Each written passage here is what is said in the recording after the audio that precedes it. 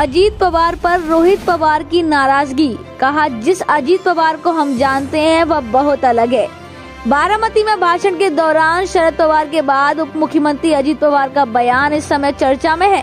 इस बयान पर विधायक रोहित पवार ने अजीत पवार पर पलटवार किया है। जिस अजीत पवार को हम जानते हैं और अब के अजीत पवार बहुत अलग है। ये सब उनके द्वारा केवल भाजपा के कुलीनों को दिखाने के लिए किया जा रहा है और आगामी लोकसभा चुनाव में अजीत पवार के परिवार से कोई व्यक्ति आ सकता है अपनी पार्टी के उम्मीदवार के रूप में, रोहित पवार ने कहा। रोहित पवार बीड़ में रयात शिक्षण संस्था के स्कूल भवन के उद्घाटन के अवसर पर बोल रहे थे। निवडणुकीच्या काळामध्ये तुम्हाला भावनिक केलं जाईल, ही माझी शेवटची निवडणूक आज सांगितलं जाईल, ही निवडणूक कधी येणार आहे हे माहित नाही। एक तर अजित दादांकडनं हे अपेक्षित नव्हतं।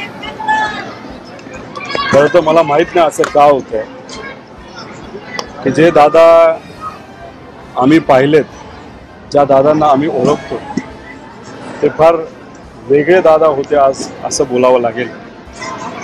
भाजप बरोबर गेल्यानंतर भाजपचा विचार हा कुठेतरी त्यांना लागलाय का काय असं म्हणावं लागेल। नाहीतर अजून एक गोष्टीची भीती वाटते की भाजपला नाहीतर दिल्लीतल्या लोकांना कुठेतरी वाटावं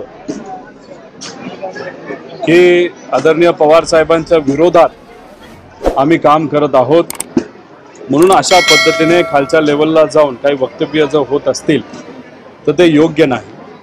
माझं एकच मत आहे की आपण सत्तेत आहात, सत्तेत तुम्ही शेतकऱ्याला काय देणार आहात, कष्टकऱ्याला काय देणार आहात, विद्यार्थ्यांना काय देणार आहात, युवांना, बेरोजगार युवांसाठी तुम्ही काय करणार हे बोललं पाहिजे। सातत्याने नुसतं वयच काढत गेलात तर त्याच्यावरनं कुठंतरी असं दिसतंय की त्यांच्या मनामध्ये भीती आहे आणि ती भीती येत्या काळामध्ये लोक आपल्याला स्वीकारतील का नाही अशी कुठली भीती त्यांच्या मनामध्ये असावी।